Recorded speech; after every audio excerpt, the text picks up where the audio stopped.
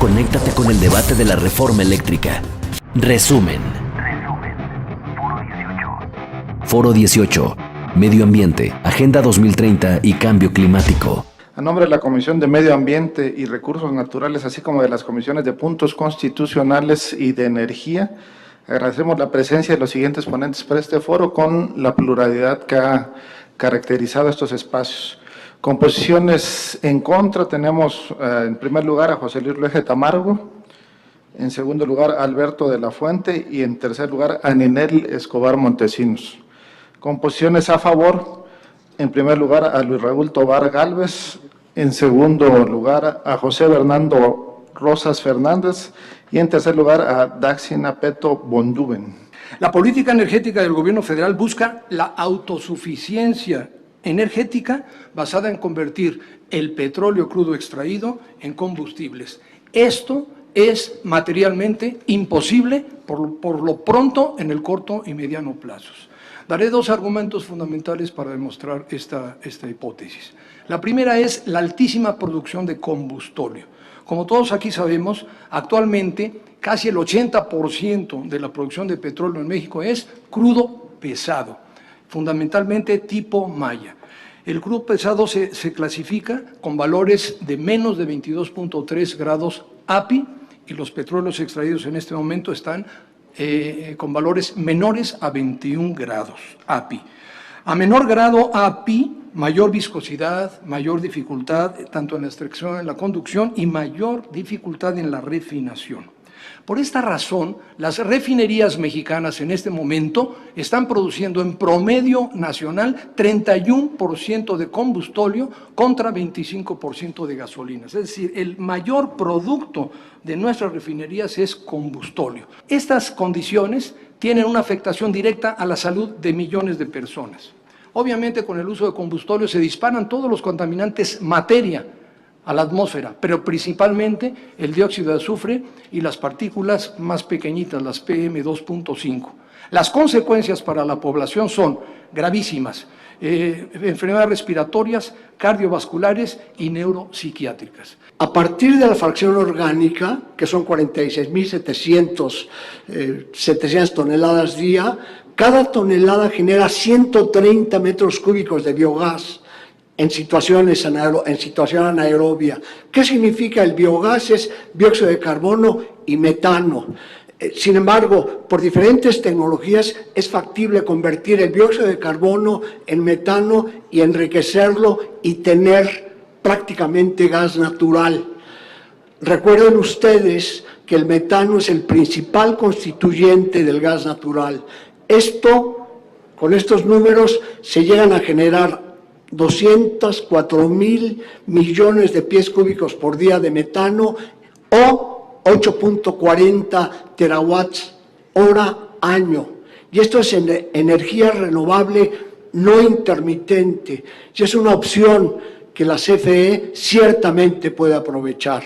Se obtendría además de metano 37.400 metros cúbicos día de un digestato que contiene nitrógeno, fósforo, potasio y biomasa microbiana. Recuerden ustedes que en el país no tenemos fósforo. ¿Qué significa? Es un elemento esencial para la vida. Este digestato tiene un contenido importante de fósforo que puede recuperarse. Las empresas que forman nuestro consejo están comprometidas con la Agenda 2030 de Naciones Unidas, lo que significa que debemos mostrar avances en temas ambientales, como por ejemplo la lucha contra el cambio climático, reducción de uso de combustibles fósiles, agricultura sostenible y protección a la biodiversidad. Pero no nos vayamos hasta el 2030. Algunas de las empresas del Consejo que encabezo tienen el objetivo y el compromiso de usar energías renovables en el 100% de sus operaciones globales, incluso tan pronto como el 2024. 2024 está a la vuelta de la esquina. Solo para cumplir esas metas de consumo de renovables para 2024, México requiere instalar 6.3 gigawatts de capacidad adicional. Esto es 50% más de la capacidad instalada al 2020. Solo para 2024 se necesitaría invertir más de 6,000 millones de dólares, es decir, 123,000 millones de pesos. ¿Puede el gobierno gastar en esto? ¿Debe hacerlo? ¿No sería mejor dejar ese riesgo y esa inversión en manos de actores privados? ¿No es mejor canalizar ese dinero a escuelas, hospitales, infraestructura o desarrollo social? Para empezar, aquí, para tener claros todos, o sea, la reforma sí incluye claramente, ya si cómo lo hace y si lo cumple es otra cosa, incluye claramente su responsabilidad en energías limpias, en la transición energética y también, bueno, en la soberanía, en la seguridad. Sí lo incluye, ¿no? Eso es seguro. O sea, sí va a haber una responsabilidad. Ahora, el tema de aquí es quién asume y por qué esa responsabilidad, ¿no? O sea, ¿por qué sentarnos y decir, pues yo al de enfrente, yo ahorita les voy a mostrar las camionetas eléctricas que estamos construyendo, donde yo tengo que esperar 6 meses para que unos chinos me quieran vender una celda solar, cuando yo ya puedo producir todo lo demás en México, y no muy lejos aquí en Iztapalapa, pero pues tengo que ver, como ahorita les voy a platicar, si me quieren vender, a cómo me lo quieren vender, si soy amigo, si no soy amigo, etcétera. Entonces, pues todos aquí tenemos celulares, ¿verdad? Ahorita estaba pidiendo yo energía, porque no hay. Entonces tengo mi laptop, tengo esto. Entonces todos tenemos necesidad eléctrica, energética, ¿no? Pues al momento la CFE está produciendo incluso más con tecnologías limpias que los privados, ¿no? Entonces, si el argumento de los privados fueran, es que yo ya voy a venir a resolver, la pregunta es, ¿por qué no lo han resuelto ya que han tenido la oportunidad, ¿no? O sea, hoy voy a cambiar porque sí, ahora me estás presionando. Entonces, sí debe de haber, como en cualquier mercado y todo, una normatividad de una regulación fuerte, ¿no? Como vemos en la gráfica que está mostrada en esta lámina, son las emisiones de gases de efecto invernadero, de gases y compuestos de efecto invernadero, en el cual vemos que las industrias de la energía representan el 64% de esas emisiones y la generación de electricidad representa 37 puntos porcentuales de esos 64. Y en este sentido, y en relación específica a la iniciativa de reforma energética, creemos que la exposición de motivos no cuenta con una estimación de las emisiones de GI que se generarían en el tiempo y cómo se garantiza el cumplimiento de los compromisos establecidos en las leyes. En un contexto de emergencia climática, creemos que es indispensable esta información para la toma de decisiones.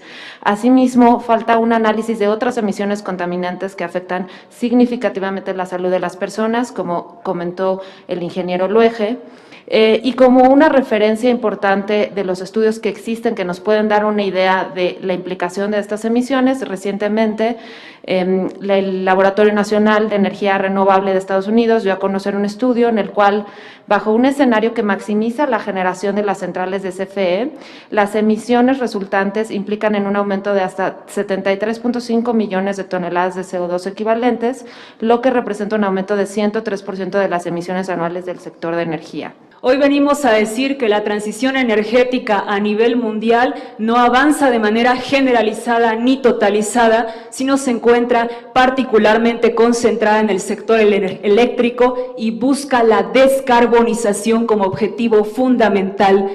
Esto debido a que nuestra sociedad industrial no puede dejar de depender de los combustibles fósiles como el carbón, el gas natural y el petróleo, debido a la enorme dependencia que tiene un conjunto de producción de medios de vida que sostienen la reproducción social no solo en México, sino a nivel mundial. Si les avanza, por favor, hasta la 9. De manera que, pese a lo que han dicho muchos comentaristas y gente que está en contra de la reforma eléctrica, el mundo en los próximos 30 años se seguirá fundamentando su consumo mundial en petróleo, gas natural y carbón, con un peso marginal en las energías renovables. Solo será en el sector eléctrico en donde efectivamente la energía solar y eólica tendrán un peso importante, pero no dejarán de ser acompañadas por las energías fósiles, precisamente por el problema de la intermitencia que tienen estas energías renovables, por lo cual, siguiente, avanzamos hacia la conformación de un mix energético acompañado de fósiles y renovables.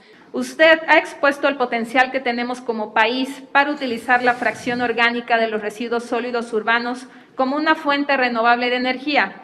¿Qué estrategia sugiere llevar a cabo para valorizar la fracción inorgánica? Una vez que separásemos en fuente los residuos sólidos urbanos de este país, lo que implicaría es, al tener la fracción orgánica separada, la inorgánica permitiría, de alguna manera, entrar en serio y de verdad a lo que es economía circular, que son las 3 Rs a final de cuentas, que es reusa, reduce y recicla. Me parece que ese sería el enfoque. Reitero, un punto fundamental es debemos de separar en fuente los residuos porque son una fuente de riqueza, por favor. ¿Por qué las refinerías no cuentan con coquizadores? ¿Qué porcentaje de la matriz de generación eléctrica está basada en combustóleo? Solo 2 refinerías cuentan con coquizadora operativa en este momento. Efectivamente, la refinería de Tula está en proceso de construcción. De hecho, hubo una visita reciente del presidente. No tengo el dato exacto, pero supongo que no será en este año el arranque de la operación de la coquizadora de Tula. Entonces, la participación en la matriz de producción en este momento es del 31%, porque en teoría todo el combustóleo va a ser utilizado en generación de energía eléctrica. ¿Qué medidas ha observado usted en otras partes del mundo para garantizar que estos proyectos sean consultados con las comunidades, particularmente las indígenas, y generen un verdadero desarrollo regional con justicia? ¿Qué medidas? Pues de entrada que se lleve a cabo las consultas libres, previas e informadas en el territorio de esta región, y que se ha contemplado, bueno, si la población quiere esto, ¿no? Y es justo lo que está colocando en el centro de la discusión la reforma eléctrica, que se hagan de otra manera las cosas. ¿Qué acciones concretas propone para la transición energética que requiere México? Mantener los planteamientos de la Ley de Transición Energética. ¿En qué consisten? Bueno, en la utilización del gas natural en plantas eficientes de ciclo combinado, tanto de la Comisión Federal como privadas. Yo creo que eso está claramente establecido en la transición energética. Mantener la promoción de generación a través de energías renovables, tanto de la CFE como de la iniciativa privada, y promover al máximo posible los certificados de energía limpia. ¿Estima pertinente que la reforma priorice la rectoría del Estado en el sector energético y tenga a su cargo la transición energética que requiere el país? Me parece que no falta rectoría del Estado, me parece que a veces confundimos la rectoría del Estado por la rectoría del gobierno, o en este caso la propuesta lo que busca es que Comisión Federal de Electricidad monopolice lo que tiene que ver con la parte de generación de energía eléctrica, y sí creo que ahí hay una preocupación, porque las empresas que consumimos energía eléctrica, y yo casi diría que a cualquier consumidor lo que más le gustaría es poder tener esa capacidad de decidir de quién, cómo y cuándo poder acceder a esa energía eléctrica. ¿Qué tan cierto es que los privados están simulando cuando se habla de autoabastecimiento? Si podrían ahondar y explicar más este tema, ya que no ha quedado tan claro por la guerra de marketing y comunicación entre los dos sectores. En el tema de abastecimiento, quizás lo que yo diría es que quizás más que los ponentes que estamos hoy aquí, hablar o juzgar si son o no son legales, etcétera, bueno, pues me parece que es una pregunta del Poder Judicial como tal, y bueno, la verdad es que yo no me siento facultado para poder hablar del tema. A través de estos foros se ha indicado que estas sociedades de abastecimiento es una figura ilegal, en donde un privado le vende a un consumidor privado usando unas reglas de transmisión y distribución sin un pago justo, ¿no? Haciéndola como de productor y consumidor, en donde a veces no es que son socios, pero así como las 3 cotizaciones. Entonces, es un tema del cual no soy especialista, pero que se ha mencionado muchas veces, y creo que sí hay evidencia que se toman estas prácticas, y como dicen, pues el que tiene la facultad de poner en un lugar determinado esto, pues el Poder Judicial, pero sí señalarlo, que eso sí nos afecta precisamente para todos estos temas, que es una de las variables que tenemos, ¿no? ¿Tiene algún cálculo sobre cuánto podría perder el sector privado, las empresas que usted representa, si no cumplen con los compromisos que adquirieron de consumo de energías renovables? Más que calcular el costo, yo lo que diría es que el riesgo es que estas empresas que hoy están en México, pues al paso del tiempo no puedan seguir en nuestro país. Empresas que estén en el sector automotriz, que no puedan cumplir con estos compromisos de energías renovables, pues tendrán que irse a otros países y otras dejarán de venir a nuestro país. ¿Cree que la CFE tiene la capacidad de realizar esas inversiones en energías limpias o tendrá que recurrir a endeudamientos y subsidios? ¿Tendrá los recursos suficientes para continuar operando y mejorar sus termoeléctricas? Y podría informarnos cómo garantizará el Estado mexicano el derecho humano a la salud y a un medio ambiente sano de los mexicanos si la reforma plantea privilegiar y ampliar la capacidad de generación de la CFE, principalmente a partir de combustibles fósiles, como ya nos fue explicado aquí, con el uso de combustóleo. CFE sí tiene la capacidad para encabezar este proceso de transición energética basado en este mix que hemos dicho entre el gas natural y las energías renovables. Una cosa que me gustaría decir es que en CFE se ha creado un fideicomiso maestro que administra CFE Energía, la empresa a la que pertenezco, la cual servirá justo para que de los ahorros que se han hecho por negociaciones con los gasoductos se obtenga de ahí recursos para financiar este tipo de proyectos que ya estamos viendo, como el de Puerto Peñasco de 1 gigawatt de capacidad en energía solar. En términos de combate al cambio climático, especialmente en el cumplimiento de metas de mitigación, ¿qué pasaría si se aprueba esta reforma en comparación con lo que seguirá pasando con el modelo vigente? Creo que en términos de cambio climático, la reforma de 2013 establece en sus leyes secundarias metas específicas en cuanto a la generación de energías limpias. La iniciativa de reforma actual plantea otro modelo que tiene implicaciones también sobre las emisiones y sobre la participación de energías limpias en la matriz energética. Y ese es precisamente el punto de mi primer mensaje. Creo que esta iniciativa de reforma carece todavía de los argumentos y del análisis necesario para entender a cuántas emisiones implica este nuevo modelo, sobre todo en una realidad en la cual la CFE tiene centrales eléctricas basadas en combustibles fósiles.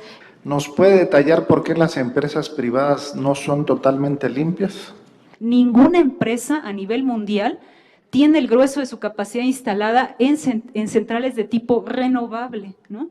Ahora, yo también mencionaba que en realidad hay un discurso muy tramposo porque solo se quiere plantear que ellas son limpias porque no usan combustibles fósiles, ¿sí? Pero niegan una serie de impactos que no nos hablan precisamente de su cumplimiento con los objetivos de la Agenda 2030, cuando, por ejemplo, violan los derechos de la consulta libre y previa informada en los territorios, no solo donde instalan centrales eólicas, sino también en centrales solares. De acuerdo a las mejores prácticas, al intercambio de tecnologías y al derecho comparado, ¿cuál considera usted que es el mejor sistema eléctrico en el concierto de las naciones? Yo quisiera poner aquí el ejemplo de Alemania. Alemania, que basaba su matriz energética en plantas nucleoeléctricas, sustituyó en un muy corto plazo 30 nucleoeléctricas por plantas de energía solar. Y como decía yo en mi pasada intervención, México, que es privilegiado en irradiación solar, tiene una capacidad aproximada de 7 kWh por metro cuadrado. En promedio en el territorio nacional, cuando Alemania tiene más o menos 3.5, o sea, la mitad. Bueno, Alemania tiene instalado hoy arriba de 32 gigawatts de potencia instalada solar y nosotros tenemos 0.35, o sea, tenemos casi 900 veces menos. ¿Cómo aumentaría la participación de las energías limpias y renovables en la matriz de generación eléctrica? ¿Se lograría alcanzar las metas establecidas en la Ley de Transición Energética y los acuerdos internacionales? ¿Se incentivaría la eficiencia energética? CFE hoy está planteando a la electricidad más allá de considerarse como una mercancía, sino como un derecho humano. Entonces consideramos nuestra posición y el análisis que hemos hecho de dicha reforma es que al colocar esto como un derecho, pues se acopla justo a lo que está planteando esta Agenda 2030, ¿no? CFE se está planteando que para el 2024 si bien el 58% de su generación va a estar fundamentada en centrales de ciclo combinado, el 35% de su generación eléctrica, ya actualmente tiene el 26%, va a ser generación limpia, ¿no? O sea, entonces, de que cumple esos, esta meta está fijada en la Ley de Transición Energética y fue algo que resultó justo de los acuerdos de París, ¿no? Y finalmente decir que en el 2035 ya la CFE, por sus planes de generación, esto igual lo podemos facilitar, el 50% de la generación en México va a ser generación eléctrica limpia. Cámara de Diputados, Legislatura de la Paridad, la Inclusión y la Diversidad.